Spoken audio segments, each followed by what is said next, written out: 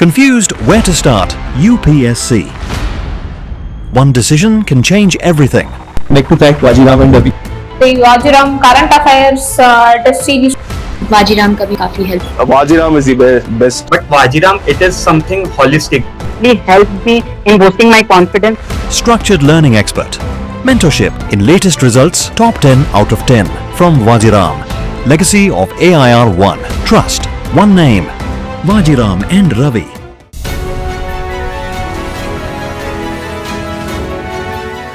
सो ये मेरा 7th attempt था और आई हैव गिवन 6 मेंस और मिला जुला के मैंने 5 यूपीएससी इंटरव्यू दिए हैं। 23 नवंबर 2018 को जो मेरा एक रिलेशनशिप था तो समहाउ वी ब्रोक अप कि how I should manage my emotions, how I could do those things. मैंने बीपीएससी दिए, यूपीपीएससी दिया, NABARD, airport authority of India, information bureau, मतलब और भी 2-4 एग्ज़ाम याद नहीं है मुझे, मेरा किसी में सिलेक्शन नहीं हुआ। फिजिक्स का पेपर 2 आज भी आई रिमेंबर, क्वांटम मैकेनिक्स ये सब पेपर्स में आते हैं, तो मैं 2 घंटे में ही पेपर कर दिया था। इसलिए नहीं कि मुझे सारा क्वेश्चन हो गया था, इसलिए कि मुझे आता ही नहीं था। मेरा इंटरव्यू था और 19 मार्च को आप लोग को याद होगा कोविड का लॉकडाउन आया था, तो एकदम सब कुछ मेरे को बहुत विविडली याद है। उसके बाद प्रीलिम्स जो है अक्टूबर में शिफ्ट हो गया, बहुत सारा समय था पढ़ने का। आई हैव रेड, मैंने बहुत पढ़ा, मतलब जनरली ऐसे हो जाना चाहिए, पर मेरा प्रीलिम्स में सिलेक्शन नहीं होता है। I was in utter shock कि भाई मैंने जब बहुत लिमिटेड पढ़ाई की, PYQ किया, फिर मेरा सिलेक्शन हो जा रहा है, और जब मैंने घिस के भाई 4-5 महीने सिर्फ प्रीलिम्स पढ़ा फिर नहीं हुआ। आप ये समझिए, जब लोग कहते हैं ना UPSC is unpredictable, actually it is. वर्षों तक वन में घूम घूम, बाधा विघ्नों को चूम चूम, सहधूप घाम पानी पत्थर, पांडव आए कुछ और नहीं। Hello everyone, my name is Ayush Krishna. I am currently an Indian Forest Service Officer of 22 batch और मैं महाराष्ट्र अकाडम में पोस्टेड हूँ। और इस बार यूपीएससी 2025 में मेरा रैंक 238 आया है। तो मैं आपको अपने लास्ट 7 साल की जर्नी थोड़ा बताना चाहता हूँ। सो ये मेरा 7th अटैम्प्ट था और आई हैव गिवन 6 मेंस और मिला जुला के मैंने 5 यूपीएससी इंटरव्यू दिए हैं। तो ये एक ब्रीफ हुआ, but how it started I would like to go into that. मैं IIT गुवाहाटी से ग्रेजुएट हूँ, इंजीनियरिंग फिजिक्स डिपार्टमेंट। मैंने 1 साल जो है वो जॉब किया है Canada based company as a software engineer. But something happened in my life, I was about to go with the job. UPSC preparation हमेशा से करना था, बट वो कब करना था और कैसे करना था वो उसकी क्लैरिटी नहीं थी मुझे। तो something happened in my life, और जैसे 23 November, I remember the date also, 23 नवंबर 2018 को मैं डिसाइड किया कि I want to do the UPSC preparation. और शायद I would take this opportunity to tell about my story. The purpose of sharing this story is not about the tragedy और everything, because I am also school में, मैं college में counsellor रहा हूँ, तो ये थोड़ा मेंटल हेल्थ से ये इशू एसोसिएटेड है। और कहीं ना कहीं जो बहुत सारे एस्पिरेंट्स हैं और बहुत सारे लोग हैं उनके लाइफ में भी ये चीज़ें होती हैं, तो बहुत ही कॉमन सा चीज़ है। बट मैं चाहता हूँ आपसे शेयर करूँ कि आपको अगर इससे कुछ सीखने को मिले तो that would be my privilege. तो ऐसा हुआ कि 23 नवंबर 2018 को जो मेरा एक रिलेशनशिप था तो समहाउ वी ब्रोक अप। तो उसके बाद मेरे जीवन में, मतलब I was feeling sort of purpose के हिसाब से, जैसे मेरे पास जॉब था, I could have done better in that also, but वो जॉब जो मेरा था वो मुझे बहुत इंगेजिंग नहीं लगा। मतलब मेरे पास खाली समय बच जाता था, मुझे मतलब समझ नहीं आ रहा था how to channelize my energy. तो बस एक सिंगल पॉइंट एजेंडा अगर मैं बताऊं कि मैंने यूपीएससी प्रिपरेशन कहाँ से स्टार्ट की, it is not about grudge. मैं ऑनेस्टली, बहुत सारे लोग इसको निगेटिव तरह से लेंगे, मे बी कमेंट्स करेंगे, पर मैं आपको एकदम साफ साफ बताता हूँ, कोई भी ग्रज, कोई भी कुछ है, it was only about my mental stability. ये पूरा का पूरा मेरा मेंटल स्टेबिलिटी का था कि how I should manage my emotions, how I could do those things. तो हुआ क्या, मुझे ऐसा लगा कि मैं यूपीएससी में हमेशा से इंटरेस्टेड था, तो आई स्टार्टेड रीडिंग सिलेबस। तो मुझे लगा कि यार बहुत ही वास्ट सिलेबस है, मुझे कहीं ना कहीं ऐसा लगता था कि मैं अगर इसमें इंगेज हो जाऊँ तो मुझे एक तो समय कम मिलेगा और I would be able to channelize my energy. And honestly I would speak कि कोई भी बुरी आदत और ये सब कुछ नहीं किया जब मैं यूपीएससी की प्रिपरेशन में आ गया, क्योंकि वो इतना इंगेजिंग प्रोसेस है। अगर आप देखें तो आपको पूरा जीएस पढ़ना होता है, सब कुछ पढ़ना होता है। तो इस हिसाब से मेरी जर्नी स्टार्ट हुई। और फॉर्चुनेटली मैं जब उस वक्त पढ़ा हूँ वैसा मैंने दोबारा पढ़ाई नहीं की। और आपको जान के हैरानी होगी कि मैंने 23 नवंबर 2018 में स्टार्ट किया और मैं 2019 को पहला फॉर्म भरता हूँ और मेरा कट ऑफ से 6 नंबर ज़्यादा आता है। प्रीलिम्स में 98 कट ऑफ गया था, आप जाके देख भी सकते हैं। तो 104 नंबर आया था और मेरा प्रीलिम्स में सिलेक्शन होता है। Now I have been in a position, क्योंकि मैंने तैयारी नहीं की है कॉलेज में, तो मुझे जो मेंस के सारे जो जीएस पेपर 1, 2, 3, 4 मैंने कभी नहीं पढ़ा। तो मेरे एक सीनियर हैं जो कॉलेज के काफ़ी खास भूपेंद्र भैया हैं, तो उन्होंने हमेशा से गाइड किया। तो उन्होंने कहा कि आप जो है ईडेन IAS जाओ, वहाँ पे वो क्या करते हैं, आपको 4-5 क्वेश्चन लिखवाते हैं और फिर 5-6 क्वेश्चन जो है दे देते हैं। और मैं पिछले 20 साल हो गए, 2005 से लेके आज तक मैं डायरी राइटिंग करता हूँ। तो ऑलमोस्ट एवरी डे, मतलब कुछ दिनों को छोड़ के, तो मैंने हर दिन डायरी लिखी है ऑलमोस्ट। तो इससे हुआ क्या मेरा कि मुझे अगर कोई एक्सप्रेशन है, इफ़ आई हैव समथिंग, तो I would be able to write. तो लिखना बहुत ज़्यादा चैलेंजिंग नहीं था मेरे लिए। तो भैया ने कहा कि देखो अब प्रीलिम्स निकल गया है, तो मेंस को लाइट लेने से अच्छा है कि जितना समय बचा है उतना जितना हो पाए करेंगे, नहीं तो अदरवाइज़ तो नेक्स्ट अटेम्प्ट है ही। तो मैं वही किया। तो मैं जाता था 4-5 क्वेश्चन, जो भी कुछ कंटेंट पढ़ाया जाता था उस पर क्वेश्चन दी जाती थी, फिर 4-5 क्वेश्चन लिखने। तो एवरी 3 मतलब वो 3 महीने थे मैंने रेगुलर ये लिखा। तो जो मतलब जो 3 महीने थे तो मैंने रेगुलर आंसर राइटिंग लिखा। और बहुत कंटेंट मेरा अच्छा नहीं होता था क्योंकि I have not studied much, but वो था कि मैं लिखूंगा रोज़। तो जिसके वजह से, और मैं मेरा ऑप्शनल भी 15 फरवरी 2019 को जाके कंप्लीट हुआ था। तो बहुत ही ज़्यादा मैंने PYQs वगैरह नहीं किए थे और मेरा ऑप्शनल थोड़ा सा टफ था, जो मुझे लगता है फिजिक्स ऑप्शनल रहा मेरा।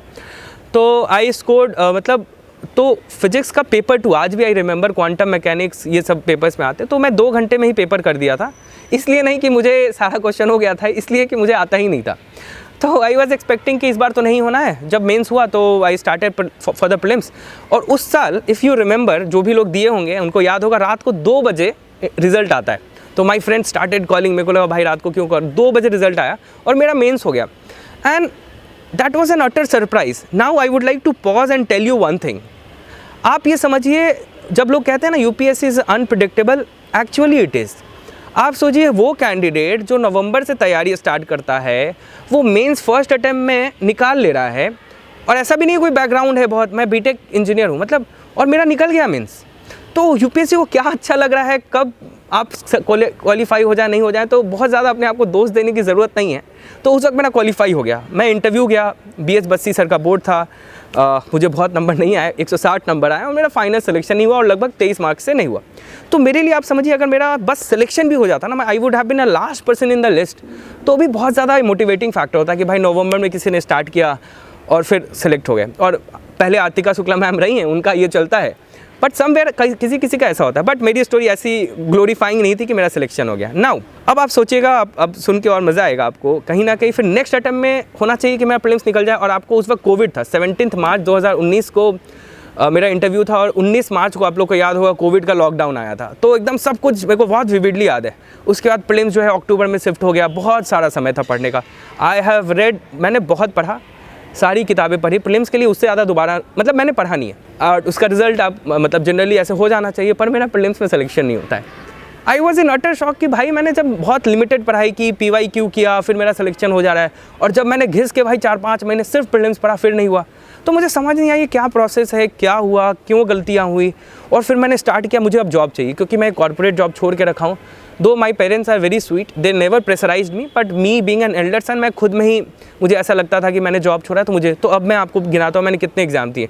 मैंने BPSC दिए, UPPSC दिया, NABARD, airport authority of India, information bureau, मतलब और भी 2-4 एग्ज़ाम याद नहीं है मुझे। मेरा किसी में सिलेक्शन नहीं हुआ।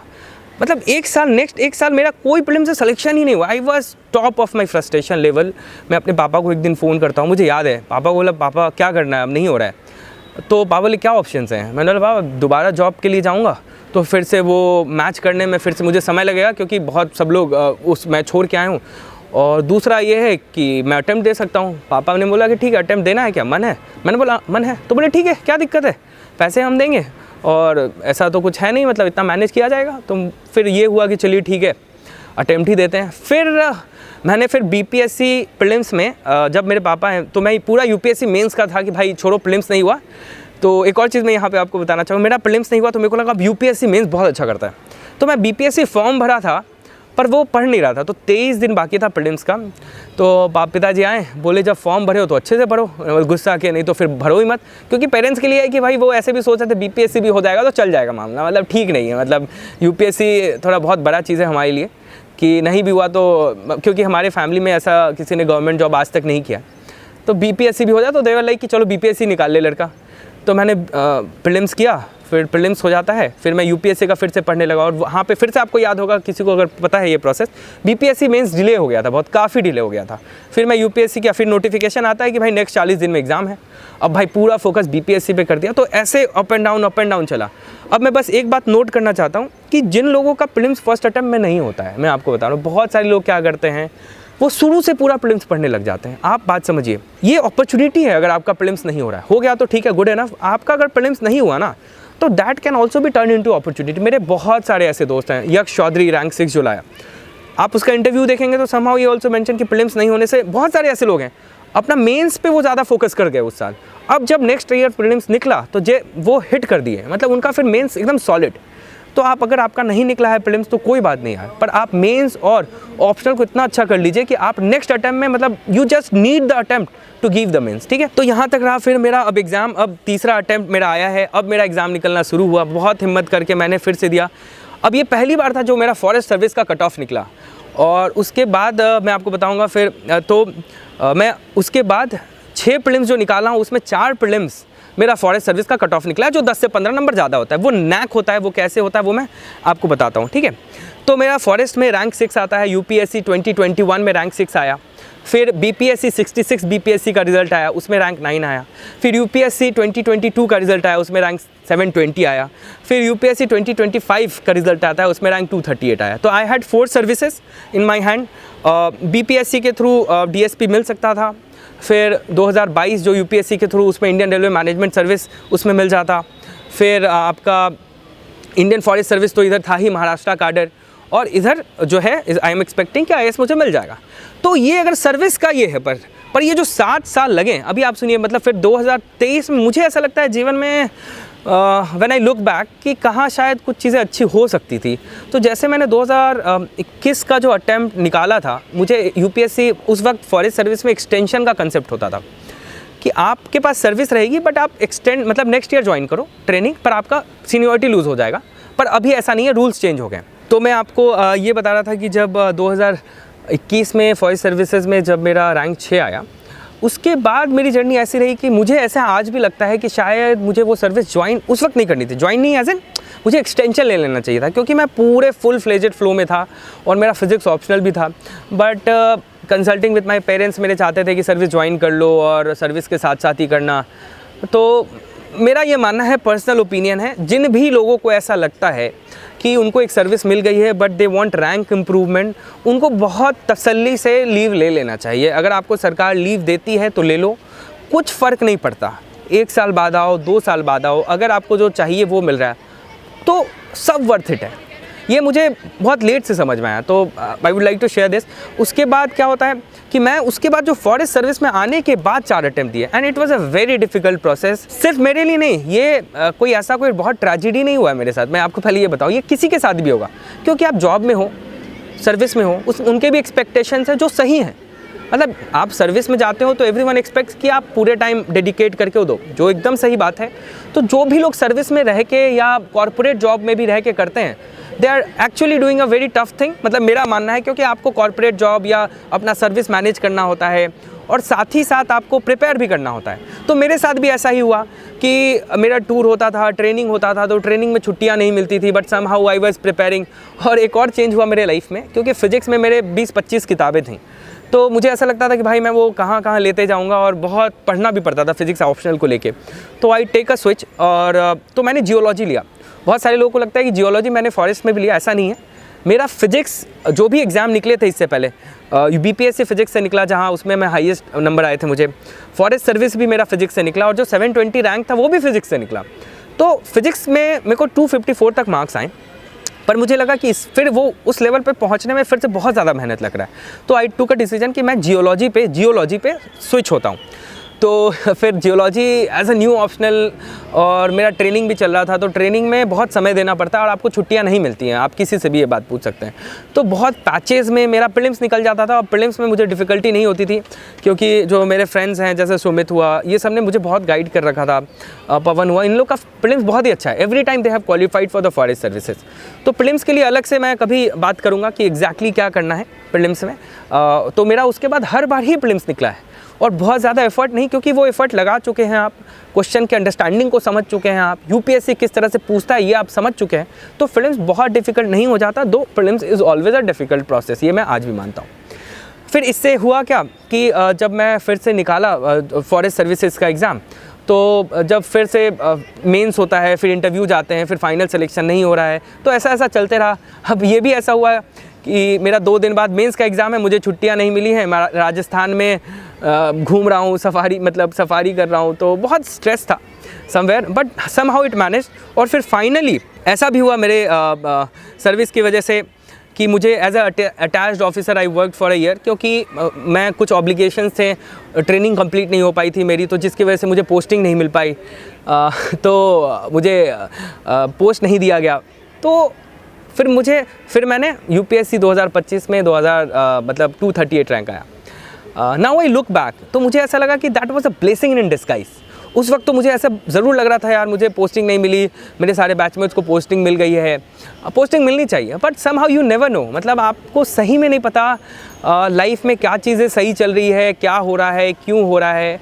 तो जब चीज़ हो जाता है then you started pointing things कि भाई ये हुआ ना, ये बहुत अच्छा हुआ। अब मुझे ऐसा लगता है शायद मुझे उस समय पोस्टिंग मिल जाती तो मैं नहीं कर पाता ये, मतलब जो भी समय मिला वो भी नहीं मिल पाता। और यूपीएससी ऐसे एग्ज़ाम में आपको बताता हूँ, जिन लोगों का नहीं भी हुआ है ना, मेरा बहुत ही ज़्यादा स्ट्रॉन्ग बिलीव है, बहुत फ़र्क नहीं होता, मतलब जो लोग निकालते हैं और जो लोग नहीं निकालते हैं, और जिनका बहुत अच्छा रैंक आ गया, जिनका उतना अच्छा नहीं आ पाया, बहुत ज़्यादा एक तो आपका मेहनत with all due respect to all the efforts that you have put, but there is a luck factor. जो लोग बहुत बार दिए हैं, और आपको ऐसे जो टॉपर्स हैं या जो भी आप बात करेंगे पर्सनली, वो यही बोलते हैं, they are all humble people. उनको भी पता है कि भाई आप सोचिए, मैं जब फर्स्ट अटैम्प्ट में यूपीएससी एसए दिया था तो आई गॉट 136 के आसपास मार्क्स। लास्ट ईयर मेरे एथिक्स में हमेशा मेरे अच्छे नंबर रहे हैं, लास्ट ईयर 130 मार्क्स रहे, और उससे पहले 123, 115, मतलब एथिक्स वाज ऑलवेज गुड। इस बार मेरा एसए में आई गॉट जस्ट 196 मार्क्स। आप बात समझ रहे हैं? फर्स्ट अटैम्प्ट में जब मैंने कुछ एसए का एक भी एसए नहीं लिखा, आई गॉट 136 मार्क्स। इस बार मैं सब कुछ करता हूँ, आई गॉट 96 मार्क्स। और जब मेरा 720 रैंक आया था तो उसमें जीएस में मेरे को 420 नंबर के आसपास थे, ऑप्शनल में भी ठीक थे, पर मेरा फिर से इंटरव्यू में 160 आ गया। तो यू नेवर नो कौन सा अच्छा चला गया, कौन सा ख़राब चला गया, बट समहाउ इस बात कि भाई इस बार थोड़ी चीज़ें करके मिल गई हैं, जिसकी वजह से सिलेक्शन हो गया। तो आई एम वेरी हम्बल्ड। बहुत लोग मेहनत कर रहे हैं, आज मेरा ऐसे सिलेक्शन हो रहा है तो ऐसा नहीं है मेरा एफ़र्ट है, एफ़र्ट तो है ही, साथ ही साथ जो आपके लाइफ में आपके पेरेंट्स, आपके माता पिता, आपके फ्रेंड्स जो सपोर्ट करते हैं, जैसी मेरी एक फ्रेंड है स्वास्तिका, वो मेरा नोट्स बनाती थी, मतलब कि उसका रिज़ल्ट, मतलब उसका प्रीलिम्स नहीं हो पाया तो वो मेरे लिए नोट्स बना रही है। मेरी बहन है अनामिका, वो उसने सब कुछ ही किया है, मतलब मेरे लिए एवरीथिंग, कौन सी चीज़ें कहाँ से पढ़नी है, बहुत हेल्प करती। तो मैं आपको ये बताता हूँ, ये जो 7 ईयर्स की जर्नी रही, तो इसमें जो पढ़ाई और जो फैक्टर रहता है, जो बहुत सारे लोग पूछते हैं, मोटिवेशन, देखिए मेरा ऐसा मानना है पर्सनली इन लाइफ ऑल्सो, मैं रामकृष्ण मिशन विद्यापीठ देवघर से पढ़ा हूँ, तो मंक्स के साथ ही जो 7 साल जीवन के रहे हैं उनके साथ रहा हूँ। तो मुझे एक सीखने को एक चीज़ मिला कि आप ultimately you find peace, and peace delayed, it might happen that peace is delayed but peace is not denied. Purpose ये है कि आपको चाहिए कि नहीं चाहिए। तो मेरा यही था कि भाई अगर या तो मेरे अटेम्प्ट ख़त्म हो जाएँ या तो मेरा सिलेक्शन हो जाए। I was very clear headed, मेरे को एकदम डाउट ही नहीं था। और लोग कहते हैं एनर्जी है कि नहीं एनर्जी, मैं ये सोचता था कि अगर मैं प्रिपेयर नहीं करूँगा तो क्या करूँगा, शादी कर लूँगा, फिर अपने बच्चे होंगे, ये सब तो वो मैं आज भी कर लूँगा। तो इट इज़ जस्ट कि 2 साल बाद हो रहा है। तो मेरा पर्पस क्लियर था कि मैं कुछ मिस नहीं कर रहा हूँ। तो आपके मन में पहले ये क्लैरिटी होनी चाहिए, कुछ लोग को लगता है एज हो गया, क्लैरिटी होनी चाहिए कि आपका कुछ मिस हो रहा है क्या। And now you look around your world, जो लोग ने पहले अचीव कर लिया वो अभी क्या कर रहे हैं, they are also leading life. कोई अच्छा कर रहा हो आप भी कर लोगे। तो ये मेरा मतलब मेरे लिए बहुत टफ डिसीजन नहीं था कि भाई मैं 7 साल, लोग बहुत ग्लोरीफाई करते हैं, मुझे लगता है ठीक है मैं और क्या करता। तो ये था। और बहुत स्पेसिफिक मैं बताता हूँ कि जो लोग शुरू से स्टार्ट कर रहे हैं फर्स्ट अटेम्प्ट, आप क्या करेंगे तो that your journey would be better. आपका जो गीता है, जो भी एक होली टेक्स्ट है PYQ, आप समझिए, बात समझिए। अगर आपने PYQ अच्छे से कर लिया ना, मैं आपको बता रहा हूँ, आप you will be in a very good position to qualify this examination. मैं पहले क्या करता था भाई, बहुत सारे सोर्सेज रेफर करता था और ये सब बोलते हैं, everyone tells the same thing, आपके पास खुद के नोट्स होने चाहिए। एकदम पॉइंट वाइज बताऊँगा, आपका इंडिविजुअल सोर्स ऑफ स्टडी होना चाहिए, आपके खुद के नोट्स होने चाहिए और आपने खुद से PYQ लिखा होना चाहिए। उसके बाद आपका जो एडिशनल सोर्सेज है ना, वो आप टेस्ट सीरीज से करो। आप कंटेंट के पीछे मत भागो, आपका जो भी एडिशनल सोर्स है वो आप टेस्ट सीरीज से मतलब इसको ये करो, फिर चीज़ें बहुत आसान होंगी। ठीक है, फॉर दोज पीपल जो जॉब में भी हैं and they want to qualify, शायद मेरा एक्सपीरियंस उनके लिए काम आएगा। तो मैं क्या करता था, मैं जैसे मुझे पूरा आंसर लिखने का समय नहीं मिलता था, तो मैंने सोचा था कि लास्ट 10 साल के मैं सारे क्वेश्चंस प्रिंट करा लिया, मतलब ओरिजिनल फॉर्मेट में रखा। और जैसे क्वेश्चन में आपको 10 नंबर के क्वेश्चन में 6-7 मिनट मिलते हैं, 15 नंबर के क्वेश्चन में आपको 8-9 मिनट के आसपास मिलते हैं। मेरा ये टारगेट रहता था, मैं क्वेश्चन देखूंगा, मैं 2 मिनट नहीं 1 मिनट, 10 नंबर के क्वेश्चन में 1 मिनट मेरे को जितने पॉइंट्स आएंगे आई विल राइट, सिर्फ पॉइंट मैं बस लिख रहा हूँ, आई एम जस्ट स्क्रिबलिंग। और उसी तरह 15 नंबर के क्वेश्चन में 2 मिनट। तो मैंने अपने दिमाग को इतना ट्रेन किया, मतलब मैं कोशिश ऐसा करता था कि मेरा दिमाग इतना ट्रेन हो जाए कि जो मेंस के क्वेश्चन है मैं देखूँ और मेरे पॉइंट्स जनरेट हो रहे हैं, मैं लिख नहीं रहा हूँ, आई एम जस्ट स्क्रिबलिंग कि ये वाली कमिटी रिपोर्ट, ये वाला फैक्ट, ये वाला डेटा। तो ये आप कीजिए, एवरी डे बेसिस पे कीजिए। जैसे आपको मान लीजिए, जैसे मैं सुबह का टाइम रखता था, सुबह क्या है, और वैसे टाइम कीजिए when your body is most comfortable and you are doing the most difficult job. For example, मैंने सुबह उठा, ईट द फ्रॉग वाला कंसेप्ट सबने सुना है। सबसे डिफिकल्ट प्रोसेस क्या है? Obviously you have guessed it right, answer writing. मेरा सुबह उठने का यही होता था, नेक्स्ट 1 घंटे में आंसर राइटिंग करूँगा, और मैंने बहुत सारे दिन किया भी है और बहुत सारे दिन नहीं भी हो पाता था। तो सबसे पहले आप उठो, आप पहले ही रात को सोच के रखो सारा। अब देखो ये सब क्या है ना, बहुत प्लानिंग का स्टेज है। अगर आप सुबह उठे हो, आपका कॉपी, आपका क्वेश्चन पेपर और आपका पेन सामने नहीं रखा हुआ है ना, तो आपका दिमाग ऐसे मैनिपुलेट करेगा ना कि भाई थोड़ा पढ़ लेते हैं यार, बाद में आंसर लिखेंगे, ये सब होता है। ठीक है, तो आप ये सब पहले करके रखो और ये सब रखो वहाँ, और सुबह उठो, मतलब जो भी आपका यूजुअल एक्टिविटी है, और तुरंत यू स्टार्ट आंसर राइटिंग। तो इससे क्या होगा ना कि आपको सेंस ऑफ अचीवमेंट सबसे पहले फील होगा, and you have also written the answer. फिर उसको एनालाइज करना, और एनालिसिस में ChatGPT और जेमिनाई का काफ़ी यूज़ किया हूँ। अभी मैं बता दूँ, बहुत लोगों को शायद पता भी होगा, नहीं भी पता होगा, जेमिनाई का आप फ्री वर्जन ले सकते हैं। आपके पास अगर जियो का नंबर तो यू कैन गेट, और बहुत अच्छे आंसर वो चेक करते हैं। तो जेमिनाई पे मैं आंसर देता था, उसको प्रॉम्प्ट अच्छे दो, भाई आपका आंसर चेक करके देगा वो। तो आप इस तरह से मैंने जॉब के साथ प्रिपेयर किया, और मेरा यही था, सुबह का स्लॉट था, सुबह 3 घंटे मैं मैनेज करता था, और फिर शाम में आने के बाद फिर मैं 2 घंटे, तो ऑलमोस्ट 5 घंटे तो मैं निकाल पाया हूँ, ये मैं सच बताऊँगा। कभी कभी ऐसे दिन होते तो नहीं निकाल पाता था, पर अगर सुबह का स्लॉट छूट गया तो मेरे लिए बहुत मुश्किल होता था उसको मैनेज करना। If I go very specific कि आंसर राइटिंग GS4 के बारे में मैं शेयर करना चाहता हूँ कैसे, क्योंकि I have consistently in 6 mains मेरे नंबर अच्छे ही रहे हैं, 6 मेंस में, GS4 पर्टिकुलरली। मेरा तरीका ये था कि मैं नोट्स खुद से बहुत कम बनाया हूँ, जैसे मुदित जैन सर का मैंने किया है, पीयूष सर का भी मैंने किया है, और मैं पुराने भी इंडियन IAS के भी नोट्स, बहुत ज़्यादा मल्टीपल सोर्सेज से मैंने अपने एथिक्स के पर्टिकुलरली नोट्स बना रखे हैं। I don't have one source. तो जो भी न्यूज़पेपर आता था ना, तो मैं एक तो आपको न्यूज़पेपर कंपाइलेशन और PDF और एग्जांपल्स मिल जाते हैं राइट, पर मैंने ऐसे देखा है कि अगर आप जो ओरिजिनल एग्जांपल्स जो आप पढ़े हो उसको आप जब लिखते हो ना अपने नोटबुक में, तो आपका एग्ज़ाम में वो रिफ्लेक्ट करने की क्षमता भी बढ़ जाती है और रेलेवेंस भी बढ़ जाता है। मैं आपको समझा रहा हूँ, क्योंकि आप अगर क्या करते हो, 100 एग्जाम्पल्स पढ़ लिया तो आप उसको प्रोड्यूस नहीं कर पाते हो। मैंने ऐसा भी किया है, बट व्हेन आई रियलाइज़ कि आप एग्जाम्पल पेपर से पढ़ रहे हो ना, तो आप just you have a notebook, आप बस एग्जाम्पल्स नोट करो, कुछ नोट मत करो, बस एग्जाम्पल्स नोट करो, किसने क्या किया, तो आप देखना आपका एथिक्स का मार्क्स इंप्रूव हो ही जाना है। Similarly go for case studies, जैसे अभी GS1 में भी आप देखोगे तो केस स्टडीज़ कुछ लिखते हैं, मतलब एज ए एग्जाम्पल शॉर्ट, वो आपके ऑर्गेनिक एग्जाम्पल्स होने चाहिए। ठीक है, third point I would like to say, apart from the body is very specific to the question asked. मैं आपको, एक मेरी फ्रेंड है Prachi, she has also been given interview, उसने बताया और भी लोगों ने बताया है कि आप जो आंसर लिख रहे हैं ना, मतलब लास्ट ईयर मयंक है जो रैंक 10 लाए, उनसे बात हो रही थी, तो उन्होंने बताया सर कि आपको बहुत स्पेसिफिक आंसर देना होता है, even if you have not filled the question paper. मेरा भी मानना है कि क्वेश्चन पेपर फिल करना, आपको आंसर शीट फिल करना है, जो कि गुड इनफ, बट आप अगर रेलेवेंट कंटेंट नहीं लिख रहे हैं ना, तो UPSC is brutal enough to give you 1 marks और 0.5 मार्क्स। तो आपका जो क्वेश्चन पूछा गया है उसको एड्रेस करना बहुत ही ज़्यादा आवश्यक है।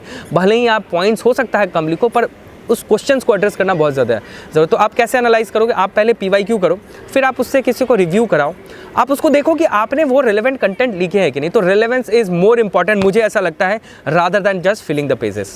तो मैं आपको एक इंसिडेंट बताता हूँ अपनी लाइफ का, अभी सुन के याद करके मुझे फ़नी लगता है, बट उस वक्त तो ऐसा लगा था भाई ये मेरे जीवन का सबसे बुरा फेज़ चल रहा है। मतलब ऐसा हुआ था कि जब 2014 2024 का मेंस चल रहा था, तो एसए का पेपर मेरा दिल्ली सेंटर था, मैं एसए का पेपर दे के आया और मैंने लीव वगैरह अप्लाई कर रखी थी, but somehow I got call from my office कि आपका लीव अप्रूव नहीं है। मैंने बोला सर मैं तो सब कुछ करके आया हूँ सर, और मुझे 4 घंटे, कल मेरा जीएस पेपर 1 जीएस पेपर 2 है, I am writing letters to different authorities कि सर मैंने लीव दिया है, मैं अटैच कर रहा हूँ कि सर मैंने परमिशन ले रखा है यूपीएससी देने के लिए, मतलब सब कुछ सॉर्टेड था, ऐसा कुछ दिक्कत नहीं थी, पर वो लाइन अप नहीं हुआ था। और आप सोचिए उससे पहले वो चीज़ वो किसी भी दिन हो सकता था, पर वो हुआ एसए के दिन के बाद। मतलब मैं वही सोच रहा हूँ, मतलब they were also doing their process, कुछ गलत इसमें कुछ भी नहीं हुआ है, पर आप बस किस्मत सोचिए कि भाई ये चीज़ हो कभी भी सकता था। पर वो एसए देने के बाद जैसे ही मैं घर भी नहीं पहुंचा हूँ, मेरा फ्रेंड सुमित था, मैं उसके साथ मैं पटना में दिया था मीन्स, यस, क्योंकि मैं सुमित के साथ था। तो मैं बाइक पे बैठा हूँ, फ़ोन आ रहा है, तो सुमित ने बोला भाई फ़ोन आ रहा है देख लो, तो मैंने फ़ोन उठाया और मैं अभी तक पहुँचा भी नहीं हूँ। तो आता है कि भाई आप अपना लेटर भेजिए, कहाँ परमिशन है आपकी, तो मैं लेटर भेजा, तो इससे आपका तो ये परमिशन पूरा नहीं है, आपको दूसरा परमिशन चाहिए। फिर मैं एप्लीकेशन लिखा, अब लाइनअप, अब गवर्नमेंट प्रोसेस में there is always a hierarchy, और आपको हायरार्की फॉलो करना चाहिए, और वो सही चीज़ भी है। तो ये सब करते करते मेरा 4-5 घंटा निकल गया, and I was in a panic state. कल जीएस पेपर 1 है 2 है, और मैं, आप सब एस्पिरेंट्स के साथ होता है कि आप कुछ बचा के रखते हो कि भाई एग्ज़ाम के एक दिन पहले पढ़ेंगे। मेरा सब बहुत सारी चीज़ें ऐसे बची हुई हैं, ज्योग्राफी वाला चीज़ रिवाइज़ करना, बहुत सारी कमिटीज़ वगैरह। अब भाई 4-5 घंटे हो गए, और भाई मैं आधे घंटे में पढ़ा नहीं इस टेंशन से कि 4 घंटे निकल गए।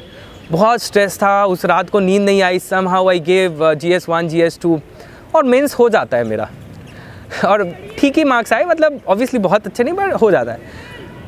और मैं अभी जब सोचता हूँ कि भाई मतलब लाइफ कैसे बढ़ती है, तो वही है भाई, आपके जीवन में ना कभी भी कुछ भी हो सकता है, तो आप यू नेवर नो कि भाई क्या होने वाला है। तो जितना आप कर सकते हो ना, बस do that, you are in the process. मुझे भी नहीं पता कि आज मेरा एग्ज़ाम निकल गया है तो मैं शेयर कर पा रहा हूँ, नहीं निकलता तो नहीं कर पाता, and that is also okay.